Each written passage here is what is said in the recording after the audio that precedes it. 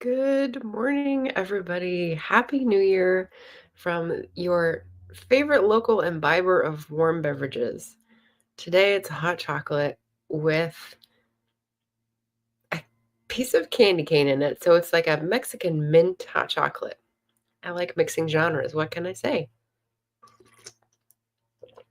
Today, New Year's Day, is on a Wednesday. So it falls on a Wednesday wrap up day.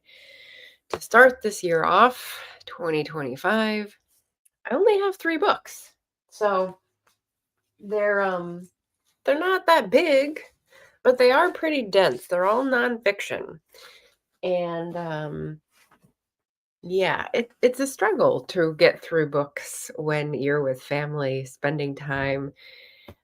Priorities have shifted. So 3 books I'm okay with. Usually I have more like 5 or 6 or 7 every 2 weeks, but I've been spending time with family. And to prove it to you, I listed some of the things that we've been doing and having so much fun doing.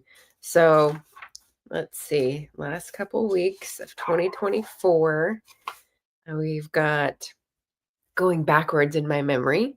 We visited the cabin, several of us yesterday. That was super fun. It was sunny. It was nice California temperatures. We were able to get the car up the driveway. We didn't slip. There was only one tree we had to chainsaw out of the way. So luckily we had family members with a chainsaw and a all-wheel drive car, and got to poke around and just have a picnic in the cabin that's still under construction after 25 years. So that's the family project. It was nice to visit it. We went to a sort of arcade that's attached to a Native American tribe casino in the area. We did a golf simulator, and I used a driver for the first time, I think, in my life, or maybe 25 years. It's hazy. And we also, some of us did the go-kart indoor race, which was pretty fun to watch. I did not participate. We had lunch with aunts and cousins. We did a makeup Thanksgiving meal, so quite the cooking undertaking. We had a day where we went out to local downtown to support local businesses and do some shopping. We went on walks. I went on walks with my sister and her dog. That was really fun, as well as solo walks to sort of keep moving while I'm away from my routine. And also just helping with life chores. Lots of dishes, lots of technological snafus, and we're getting through those one at a time. And also lots of puzzling. It's really fun to spend time doing puzzles with family over the holidays. So lots of quality family time, which of course is the priority, and I feel very grateful to be able to do that. And so that's why I don't feel too guilty only giving you 3 books in this wrap up. So we'll go through those a little bit. I just wanted to say hello to the folks that dropped in to chat, which is Leslie. I spent most of this morning over on Leslie's channel because she's hosting a vision board slash collage party. I used to do these a few years ago pretty regularly, but I haven't done one in a while. So I thought this was a great opportunity. And I loved her title of the stream. It is Not Confident, Just Delulu. I think that's a great theme to bring into 2025. She's probably still going because she's going to do, I think, one more sprint. But yeah, if you're not subscribed, definitely go over to Leslie's channel for the new year. Jim, hello, hello. Jim's saying Happy New Year, even though I think he just had his Christmas opening of the gift. So Merry Christmas, Happy New Year, Jim. Jocelyn says Happy New Year's. Hey, Jocelyn. Oh, she says, I love arcades. There was actually an arcade, but we didn't go into that part. It was very sensory overload. So we were only there like an hour and a half, and I think we chose wisely. It was a fun time. Oh, Leslie likes the cup. Yeah, so it's an abuelita hot chocolate mix. So it's already got Mexican spices, but then I added a little bit of candy cane in there because you can only do that for so long throughout the year, right? But I also get to use the mugs in my mom's closet, and this is, I'm sure, one she got in Ireland. It's so pretty. Oh my gosh, we have a Jeremy Fee in the house. Hey, prodigal brother. Happy New Year. Um, what are you up to? Is it time for like bracketology? What are we doing, Jeremy? Leslie says, thanks for popping in. My pleasure. Thank you for hosting. I was looking forward to that for like a month. You posted it really early, and I was like, oh, I had to wait for January 1st, and it's here unbelievably. Yes. Cat Paw is here. Hello. Welcome to, is this winter? Or is minter a new word I need to learn? Minter. Minter? Happy new calendar year. Oh my gosh, we got another old family member of Booktube. Mojo. Monique is here. Hello from Poland. And now I know another person in Poland, Monique. I've got a friend named Anya who lives in near Gdańsk, I think. So very cool.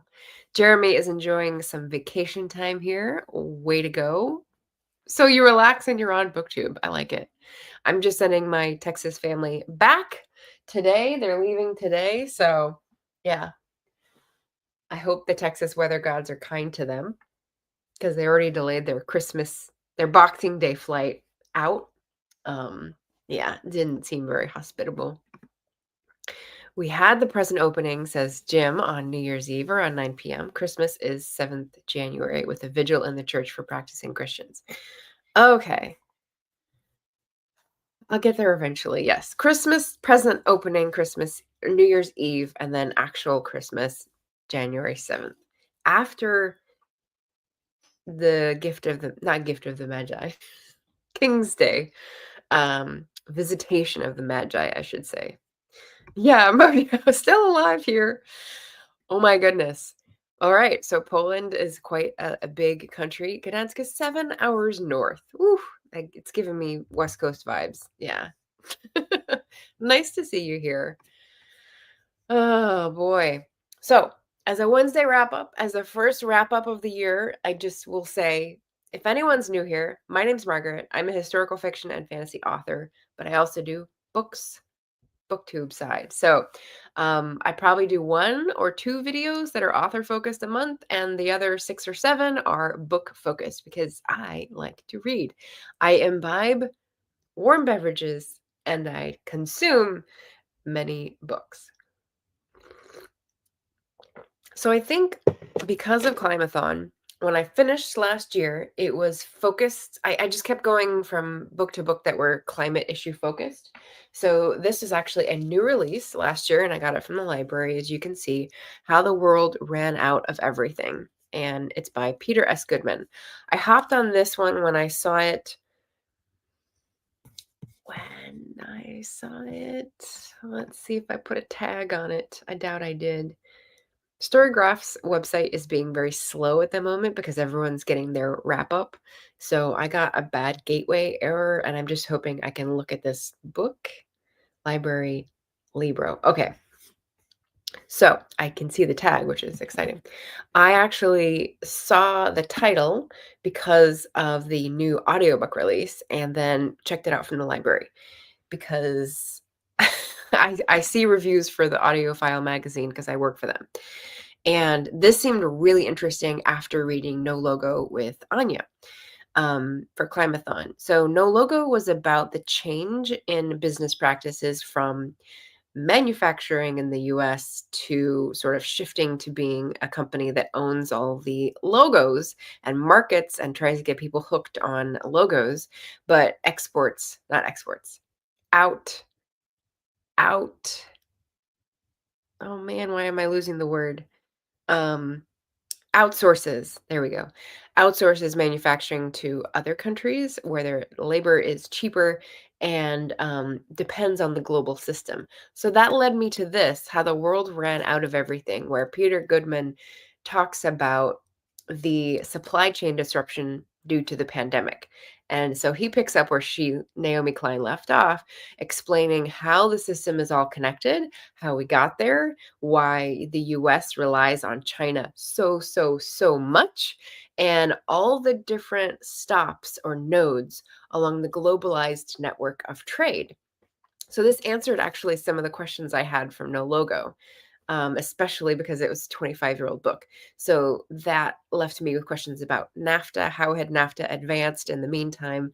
I realized, or I learned, that there was a whole new agreement that was agreed to a few years ago that was the successor to NAFTA, and there's been issues with that. And so this was interesting because I got to see about shipping, which I'd never really studied, maritime law, which I'd never really been exposed to, trucking. Like, I know a tiny bit about that industry, but not a lot. So, like, the changes in that industry, longshoremen or Teamsters, depending on where you are, I guess, how that's evolved as an industry.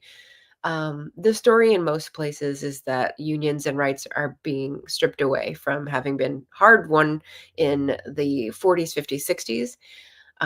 But it was cool to read about how the industry itself came up. So it was like post World War II, a guy was looking for a way to get stuff from New Orleans to New York area. And it was super expensive to ship it because they had really high um, traffic. And so it was very expensive because demand was high, but supply was low. So he started trucking because trucking was not regulated and not, there weren't protections in it. And so that's how the trucking industry started. Um, because rail was already locked up with monopolies, and shipping was, couldn't handle the load. So that's how trucking started. And then trucking had, matured in the past 50 years. And then, so yeah, all these different agreements changed. It's just interesting. So that was pretty fascinating, and I'd recommend it. It's a good read. He uses one person who had a startup business in Mississippi, I believe, or Alabama, and it was like little light up glow toys in the bath for Sesame Street. So he needed this for the Christmas sales, right? And he'd ordered it over a year in advance and all this stuff. And so because of the pandemic in 2022, early 2022, we follow the shipping container. Can it get on a ship? And then can it get across the ocean? Then can it get offloaded? And then can it get to his base in Alabama? So while he's discussing the different nodes in the system and how they've evolved and changed, he also sort of checked in with this one guy's shipment, which made it sort of exciting. So I really liked how he structured this. I liked the information. I appreciated learning about stuff that I didn't know about. I definitely have more to unpack. So when I write up this review, I will be recording, as I do, all my page flags before I return it to the library. But highly recommend. I don't know, probably like a 4.5 star, even for people who are not economics geeks. It's a very well explained book. So if you're curious about the supply chain and why everyone started talking about it after the pandemic, it's a great book to know, especially how things affect your consumer prices. So if anyone's mystified about why consumer prices are doing what they're doing, and maybe they regret how they voted, it's a great book for that. All right, that's all we're going to say. That's the first book. Oh, okay. Thank you. Minter. Many winter flavors are peppermint for some reason. Hence minter. Gotcha. It's the nuclear winter of peppermint. I like it. Mm, mm, mm, mm, mm, mm. So we've got the warm beverages, we've got the nonfiction books for the end of the year. I guess the other flavor I could go with is the paw licking chicken, which is what I have for Bean. That's his treats that he gets in with his like dry food. I don't know where he went. He was burrowed under. He's escaped. He's chosen a different haunt, which is fine. I'm not doing any of the banners. I guess I should. Let's say, there we go. And we're going to transition to the second book. Second book I read.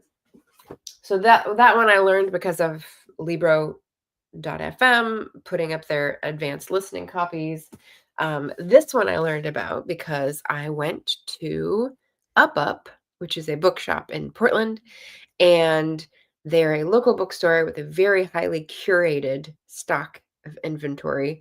And I went in for a small business Saturday after Thanksgiving, and the owner, who's wonderful, said, "Oh, I think you would really like this book.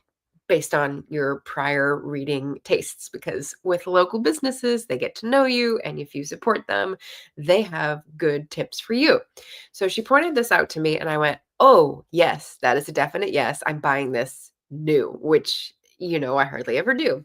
It's American Bulk Essays on Excess by Emily Mester. And as I said before when I was reading it and when I put it on a TBR, it's not the most inviting cover, which is why I hadn't picked it up. And I still don't really make sense of it. It's a bunch of stuff. Some of it's I can't really identify it, but it includes a suitcase and a large broccoli and a bison. So I'm kind of like looking at this falling from the sky onto a sort of cartoonized earth. Not my kind of cover. Not a cover buy, as Ven says, but really interesting. The essays are somewhat personal and somewhat observational about American society. This is a person who is younger than I am. She is growing up in the 2000s, I guess, so maybe 10 or 15 years younger. And she majored in writing and then took a couple of different jobs before she published fiction. So she draws on her family history, her sort of study of Midwestern culture, her study of the supply chain. So talking about Costco and Walmart and interesting different perceptions. And then talks about where she worked, which is Ulta. So if anyone knows the makeup company that's sort of competing with Sephora lately, so Ulta and the sort of retail relationship, and then sort of backs up and sort of zooms out to talk more generally about stuff and more personally about stuff. So I Oh, and she also talks about a summer camp she went to. That's another thing. So it ping pongs around. The essays are different periods of her life, but they're very incisive. They're very well written. They're very unfolding the layers of her discoveries in a relatable way. She goes to the summer camp that's like a fat camp. So she's relating her experience of struggling with um, her body image and then comparing that to other people's struggles with body image and her parents' response, and like it's a whole little micro universe. So I really enjoyed this. The supply chain book was pretty page turny because of the way he set up the, following the the bouncing ball with the speech. Um, but this, I would say, it was more considering, sort of sitting with something, absorbing someone else's emotional growth and breakthrough. And also some like really painful things. She has hoarders in her family, and she talks about family members who compulsively spend and how she takes after some of these traits. And so you're kind of getting like sitting next to somebody as they put under a microscope, here's the family traits and here's what I do and here's like what I want to take from this and leave with. So I really enjoyed it. To give you a little bit of a blurb, let's see. Oh, this is good for after Christmas. Americans are caught up in bulk. We guiltily watch Amazon boxes pile up on the porch, wade through endless reviews to find the perfect product, and crave the comforting indulgence of a chain restaurant. In American Bulk, Emily Mester intertwines cultural critique and personal history to explore how the things we buy, eat, amass, and discard become an intimate part of our lives. With humor and sharp intellect, she reflects on the joys and anxieties of family Costco trips, how a seasonal stint at Ulta Beauty taught her the insidious art of the sale, and what it means to get mall sad. So she also had a part where she's talking about the mall and like a friend. So it's just like little interludes in her life where she's actually explaining a thing happening, and a lot more of like reflecting on this meant this and this is because that, and I don't want to take that, but like how do I process it and that kind of stuff. So I really liked it. So I really appreciate that my local bookseller was able to recommend a book that I really appreciated.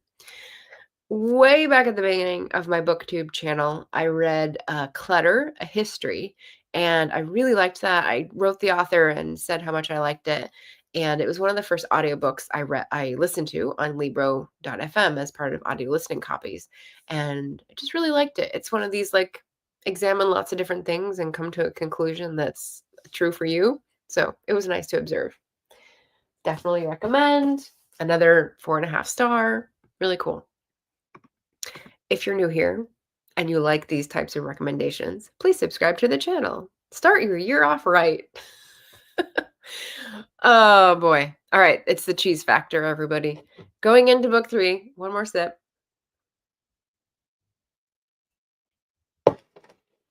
Oh, it's so good. I am sorry, Cat Paw. I have to like the peppermint hot chocolate. uh Jeremy says, boxes pile up on the porch? No way. You got to grab those and get them inside. Yeah, right. Yeah, multiple on one day, I guess. But yeah, I have porch pirates too. I asked my neighbors while I was gone to look out and if I got anything to, keep it for me because I don't have any place to keep them that's safe. Okay. Last book I got at a used bookstore. I think it was Arches. Let's see if Storygraph will process it fast enough. It's called The Uninhabitable Earth by David Wallace Wells. And the way I heard about it, um, it was a long essay that was published in a newspaper and it was very celebrated. And so he turned it into a book. Not too long, like 230 pages with a lot of notes. And so I heard about that and I thought, ooh, that sounds really good. That sounds right in my interests. But again, very new. And so I don't want to pay $30 for a hardcover. And the paperback's not out yet, I don't think. So I happened to find a used copy at Arches Book House, which is a lovely not new to me bookstore in North Portland that I just discovered last year on Indie Bookstore Day in April. And so I went there later in November and found this and was very happy to try it out.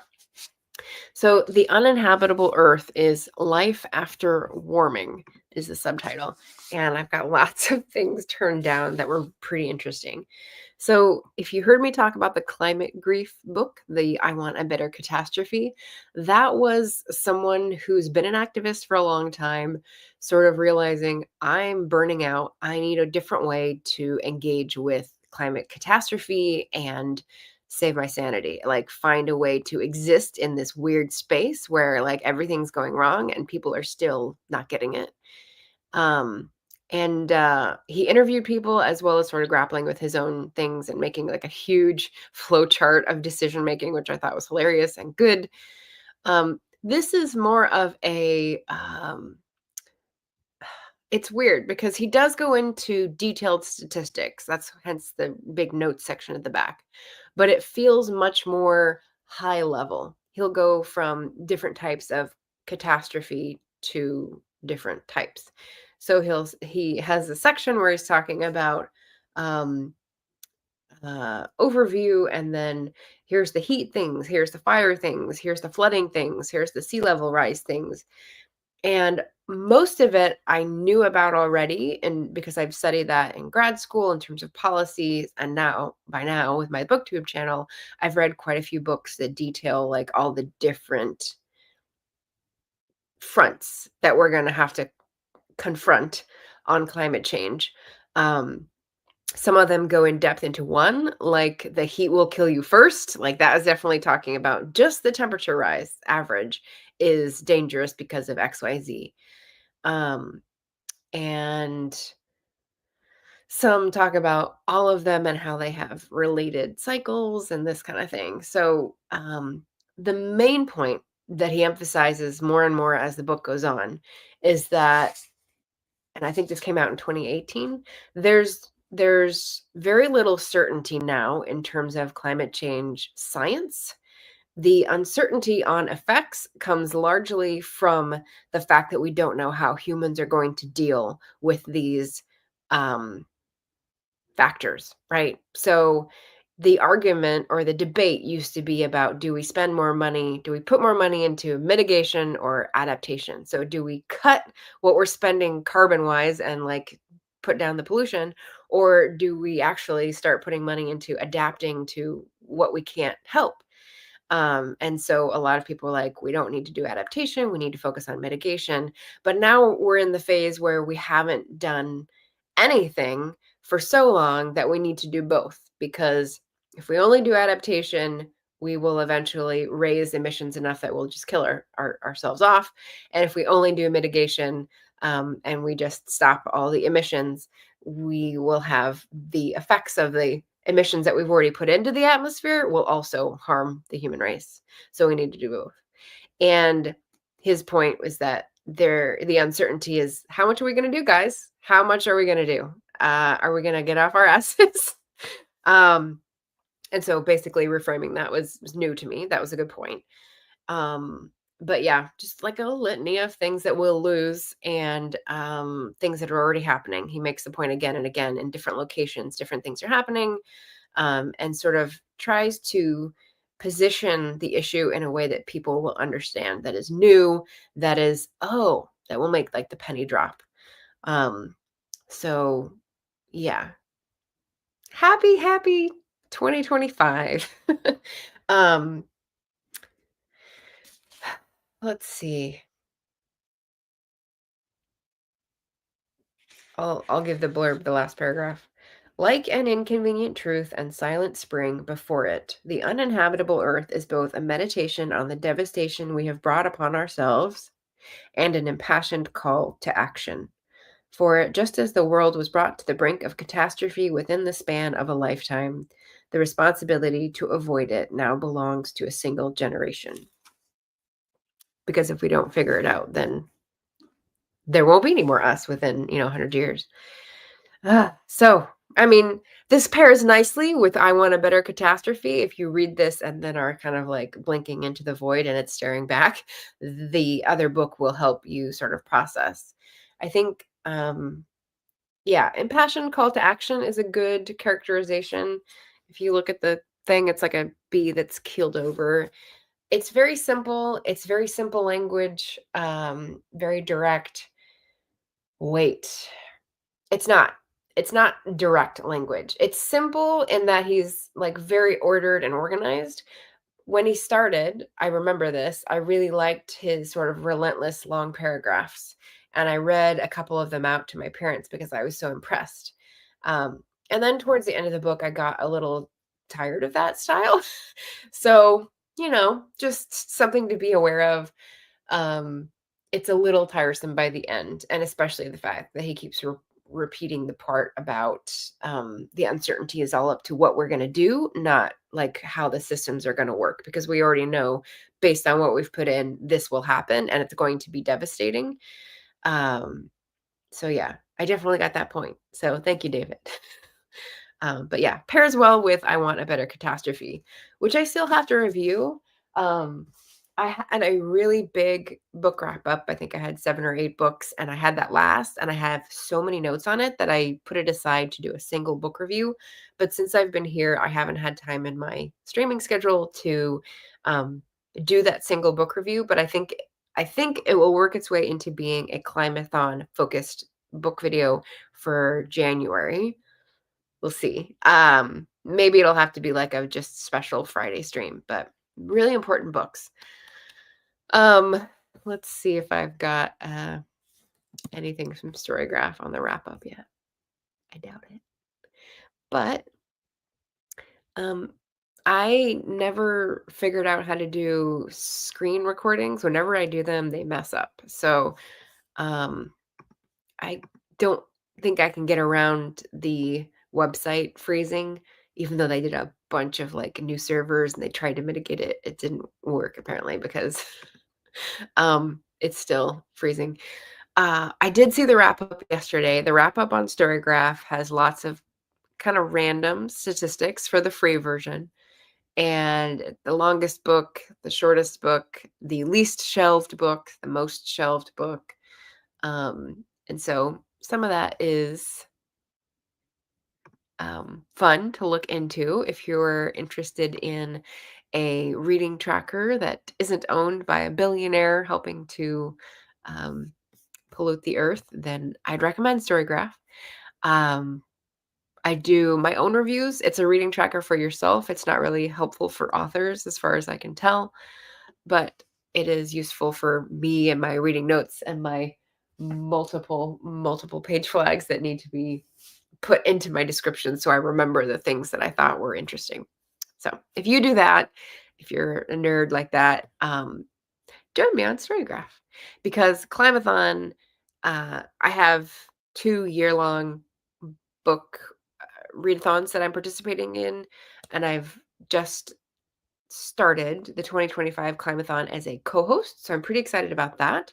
I'll be co-hosting with Anya and Tasman. I'm in the middle of Herkyed, the hardest reading challenge you'll ever do. I am a little behind in terms of numbers. It's a lot of books. It's like 100 something books for all the different categories that QWERTY has dreamt up. It started in July, so I have like half a year to go. But definitely like trying to get books for that challenge. And then for New Year's-a-thon, I thought I might participate in that one. So the first 2 weeks of January, I think there's 3 books for 5 prompts that I'm aiming for, and that is from or hosted by Donna Marie Reads. So she's new to me, and I just thought, "Oh, New Year's, that should be good." Um, but yeah, that's my reading at the moment. I have this first half a week of January 2025 in Sacramento, and then I'll be heading back to Portland and getting ready for my launch party. So next Saturday, January 11th, if you're in the Portland area, I will be at Bold Coffee and Books, where I will be launching this little old thing. Orla Rafferty Seeks Her Fortune. It's book 1 of a new series talking about political power and labor movements in 1830s UK. So if that floats your boat and you're curious, if you like some of these nonfiction where we're talking about economics and how the system works and how power flows different ways and how we can disrupt that system, you'll probably like Orla. So, Portland launch, or you can always find links to buy the book or request it from your library down in the description. And that's me for the new year, I think. Let me just catch up with the chat and make sure. Does anyone have any questions either about reading through the year or any of the 3 books that I read? Yeah, since it's a wrap up. Cobalt Dragon, that's Elaine. Just popped in, hit the like. Thank you so much, friend. And Jocelyn, congratulations. Thank you. Jeremy says, good luck with the reading and the book launch. Here's to hoping 2025 is the best year ever. Well, I'm just crossing my fingers, Jeremy. I think it's going to be a little rocky. Cat Paw says, I don't get it either. People going about like nothing's happening. Yeah. Yeah. Climate. Join me. I'm doing a special series in 2025. If you've got a special issue on climate change that is like, you need help, you need solace, you need community, bring that issue to the Truth and Reconciliation sessions. I love to like make space for that because I want people to be talking about it. Elaine says, congratulations, very exciting. Thank you. The main criticism I have about Orla is it was not long enough. Very funny. It's going to be a series. Hopefully you'll see some of those characters crop back up. And I'm not scheduled to draft book 2 until March. So you're going to have to wait till 2026. But that is what is in the plan. And Monique says, good luck. Thank you so much. That's our Happy New Year stream. That is our first Wednesday wrap up of the year. If you are currently reading something that you're excited about, drop it down in the comments. And I hope it turns out well. I hope it's good till the end. So with that, everybody, Happy New Year. And I'll talk to you again soon. Take care, everyone. Bye.